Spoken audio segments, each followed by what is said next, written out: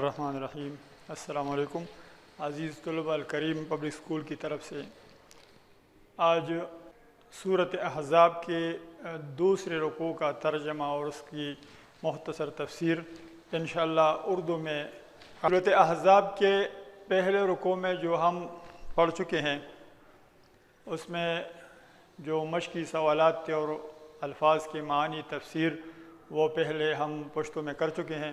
آج انشاءاللہ دوسرے رکوع کے مختلف مشکل الفاظ کی معانی اور رکوع کے آیات کا ترجمہ تفسیر انشاءاللہ بیان کریں گے۔ سورۃ احزاب دوسرے رکوع میں آیت 9 تا 20، اس رکوع میں 12 آیات ہے، آیت نمبر 9 سے آیت نمبر 20 تک۔ اس رکوع کی مشکل الفاظ کی معنی یہاں بورڈ پر میں نے لکھے ہیں۔ اذکروا لفظ ہے، اس کا معنی ہے یاد کرو، اس وقت کو یاد کرو۔ دوسرا لفظ جاءتکم، آئے تم کو، اللہ تعالیٰ اس لفظ میں فرماتے ہیں آئے تم کو۔ جنوداً، یہ جنود لفظ جمع ہے جند کی، لشکر گروہ جماعت کو کہتے ہیں۔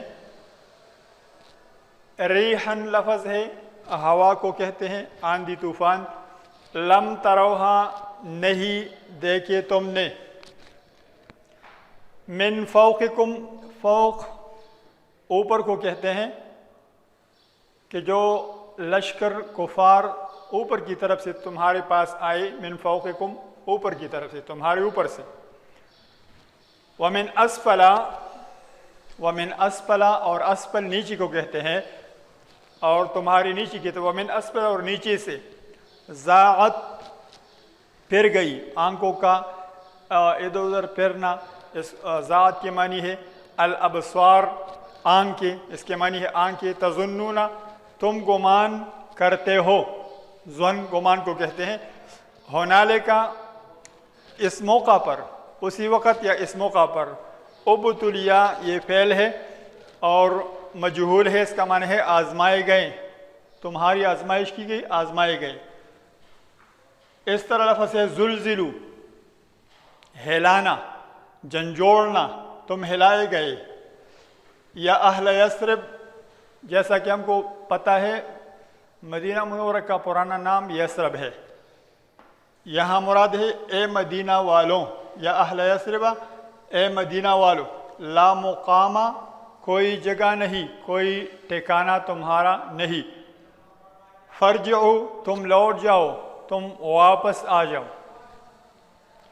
یستأذنو، اجازت مانگتے ہیں، بعض لوگ اجازت مانگتے ہیں، تشریح اور مکمل مطلب انشاءاللہ رکوع کے ترجمہ میں آئے گا۔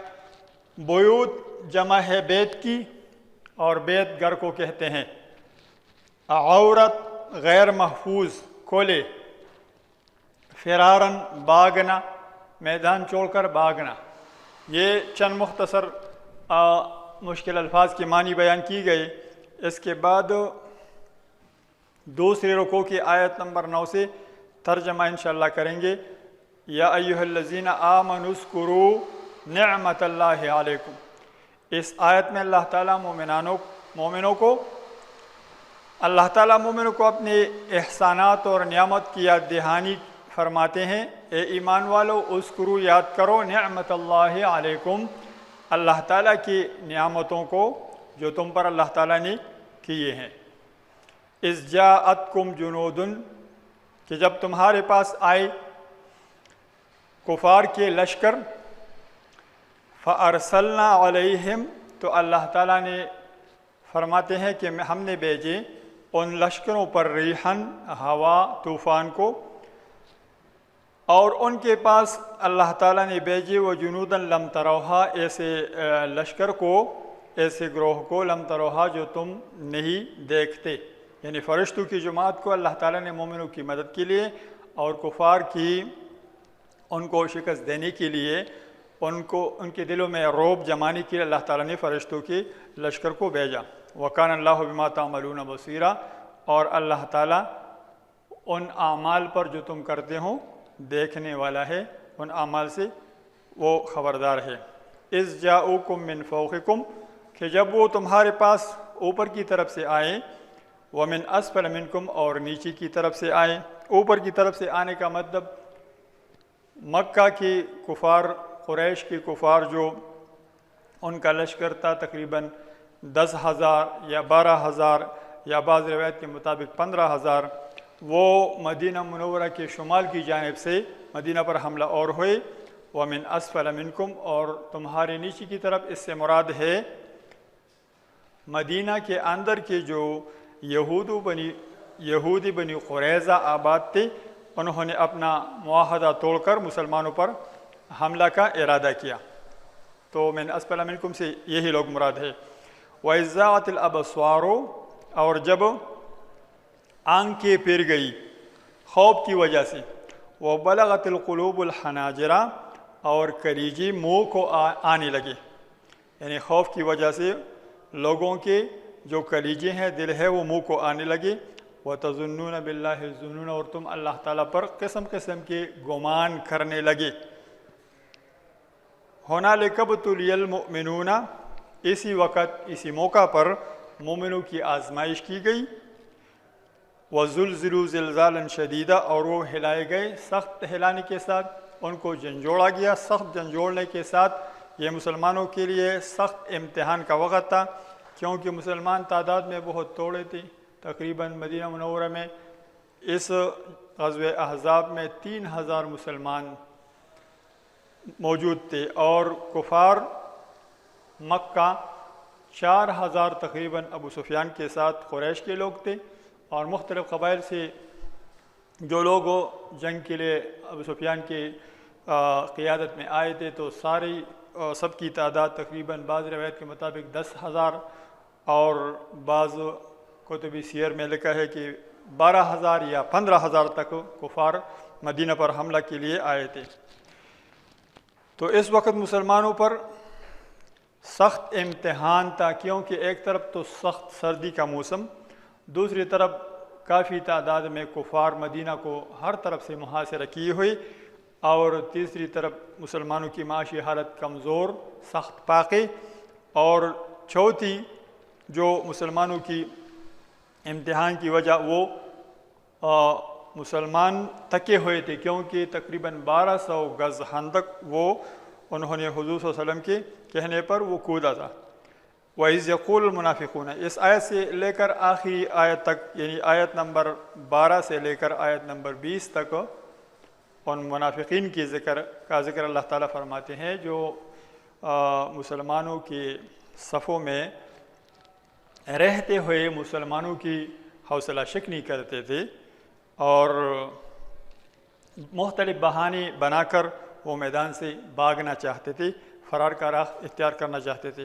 تو یہاں آیت نمبر 12 سے آیت نمبر 20 تک ان کا ذکر ہے۔ اللہ تعالیٰ نے ان باتوں کا ذکر فرمایا جو مسلمانوں کی وہ دل آزاری کرتے تھے جن باتوں سے، اور مسلمانوں کے حوصلوں کو پست کرتے تھے۔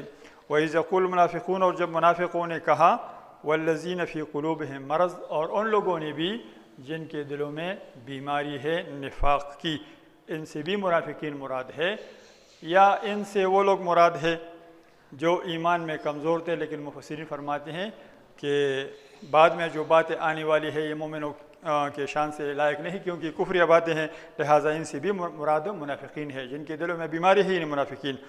ما وعدنا اللہ ورسولہ الا غرورا ہمارے ساتھ اللہ اور رسول نے وعدہ نہیں کیا ہے مگر وہ دھوکہ ہے۔ اللہ اور رسول نے جو فتح اور نصرت کی وعدے کیے ہیں کہ اللہ تعالیٰ تمہارے ساتھ مدد فرمائیں گے، تو یہ صرف ایک دھوکہ ہے۔ یہ باتیں منافقوں نے کہے مسلمانوں کے سامنے، اور ان کی ایک جماعت، منافقین کی ایک جماعت نے یہ بات بھی کہی، وَإِذْ قَالَتْ طَائِفَةٌ مِّنْهُمْ جب ایک جماعت نے ان میں سے کہا، یا اہل یثرب لا مقام لکم اے مدینہ والوں تمہارا کوئی جگہ نہیں، فرجعوا پس تم لوٹ جاؤ، یعنی اپنے گھروں کو لوٹ جاؤ، کیونکہ مدینہ پر ہر طرف سے حملہ ہوا ہے، لہٰذا تمہارا بچنا مشکل ہے، اپنے گھروں کو واپس لوٹ جاؤ۔ یا اپنی دین کو چھوڑ کر کفر کی طرف واپس لوٹ جاؤ، ورنہ سارے کے سارے اس جنگ میں اور اس جہاد میں کام آ جاؤ گی اور یعنی قتل کی جاؤ گے۔ وَيَسْتَأْذِنُ فَرِيقٌ مِّنْهُمُ النَّبِيَّ، اور منافقین میں سے ایک جماعت نبی کریم صلی اللہ علیہ وسلم سے اجازت مانگتے تھے اور یہ بہانہ بناتی، یقولون کہتے، ان بیوتنا عورہ، بے شک ہمارے گھر غیر محفوظ ہیں، ہمارے گھر کھلے ہوئے ہیں، ہمارے گھروں میں دراڑیں اور شگاب ہے، دشمن ہر وقت اس میں اندر داخل ہو سکتے ہیں۔ وما ہی بعورہ، اللہ تعالیٰ نے ان کی اس بات کو جھوٹ ثابت فرمایا، وما ہی بعورہ، اور حقیقت میں ان کے گھر غیر محفوظ نہیں ہے بلکہ محفوظ ہے، یہ صرف بہانے بناتے ہیں۔ ان یریدون الا فرارا، یہ لوگ ارادہ نہیں کرتے مگر بھاگنے کا ارادہ رکھتے ہیں، اس لیے یہ بہانے بناتے ہیں کہ ہمارے گھر وہ غیر محفوظ ہیں۔ وَلَوْ دُخِلَتْ عَلَيْهِمْ مِنْ أَقْطَارِهَا، اللہ تعالیٰ فرماتے ہیں کہ اگر یہی کافر قریش مکہ، یہود، بنو غطفان، مختلف قبیلوں کے لوگ اگر مدینے کے اطراف میں سے ان کے پاس یعنی منافقین کے پاس آ جائے اور ان کو فساد برپا کرنے کے لیے کہے تو پھر یہ اپنے گھروں میں نہیں بیٹھتے، تیزی سے ان کے ساتھ ملتے ہیں۔ وَلَوْ دُخِلَتْ عَلَيْهِمْ، اگر یہ کفار کے لشکر، کفار کے لوگ داخل ہو جائے ان پر، ان کے پاس آ جائے، من اقطارها، مدینے کے اطراف میں سے، ثم سئلوا الفتنہ، پھر ان سے فساد کا مطالبہ کرے، فساد کے لیے کہے، لآتوها، تو وہ ضرور ان کے ساتھ ملیں گے، فوراً آئیں گے، وما تلبسوا بها، اور اپنے گھروں میں وہ نہیں ٹھہریں گے، الا یسیرا، مگر بہت تھوڑا، اتنا تھوڑا کہ جتنے وقت میں انسان اپنا سامان وغیرہ لے کر تیاری کرے اور باہر آ جائے۔ وَلَقَدْ كَانُوا عَاهَدُوا اللَّهَ، اور بے شک ان مدینہ کے منافقین اور یہود وغیرہ نے اللہ تعالیٰ کے ساتھ یہ وعدہ کیا تھا، من قبل، اس سے پہلے، لا یولون الادبار، کہ وہ نہیں بھاگیں گے، پیٹ نہ پھیریں گے یعنی نہیں بھاگیں گے۔ وَكَانَ عَهْدُ اللَّهِ مَسْئُولًا، اور اللہ کا جو وعدہ ہے وہ پوچھا جائے گا، اللہ تعالیٰ اپنے وعدے کا ان سے ضرور پوچھ گچھ کرے گا۔ قُلْ لَن يَنْفَعَكُمُ الْفِرَارُ إِنْ فَرَرْتُم مِّنَ الْمَوْتِ، اللہ تعالیٰ فرماتے ہیں حضور صلی اللہ علیہ وسلم کو کہ ان سے کہو کہ اگر تم موت سے بھاگتے ہو تو یہ بھاگنا تمہیں کوئی فائدہ نہیں پہنچائے گا، ہرگز فائدہ نہیں پہنچائے گا۔ قل، اے پیغمبر ان سے کہو، لن ينفعكم الفرار، ہرگز تمہیں یہ بھاگنا کوئی فائدہ نہیں دے گا، ان فررتم من الموت، اگر تم موت سے بھاگتے ہو، او القتل، یا قتل کی جانے سے بھاگتے ہو۔ وَإِذًا، اور اسی وقت اگر تم بھاگ جاؤ، لا تمتعون الا قلیلا، تم فائدہ نہیں اٹھاؤ گے مگر بہت تھوڑا، بہت کم۔ دنیا کی چند روزہ زندگی ہے، اس میں تو تم زندہ رہو گے، دنیاوی منافع حاصل کرو گے، لیکن یہ بہت تھوڑا وقت ہے اور آخرت میں اس کا سزا تمہیں ضرور ملے گی۔ قل، اے پیغمبر کہو، من ذا الذی یعصمکم، کون ہے وہ طاقت جو تمہیں بچائے، من اللہ، اللہ تعالیٰ سے، ان اراد بکم سوءا، اگر اللہ تعالیٰ تمہیں کوئی تکلیف پہنچانے کا ارادہ فرمائے، او اراد بکم رحمہ، یا اگر اللہ تعالیٰ تمہارے ساتھ کوئی مہربانی کرنا چاہے، تمہیں کوئی رحمت پہنچانا چاہے، تو اللہ تعالیٰ کون روکے گا؟ اللہ تعالیٰ اس سے کوئی بھی نہیں روکتا۔ اللہ تعالیٰ ایسی ذات ہے۔ وَلَا يَجِدُونَ لَهُم مِّن دُونِ اللَّهِ وَلِيًّا وَلَا نَصِيرًا، اور اللہ تعالیٰ وَلَا يَجِدُونَ لَهُم، وہ نہیں پائیں گے اپنے لیے، من دون اللہ، اللہ کے سوا، وَلِيًّا وَلَا نَصِيرًا، نہ کوئی دوست اور نہ کوئی مددگار۔ یہاں تک انشاءاللہ ترجمہ مکمل ہو گیا۔ آگے تقریباً 18، 19، 20، 3 آیات باقی ہیں، ان کا آیات انشاءاللہ بعد میں کریں گے۔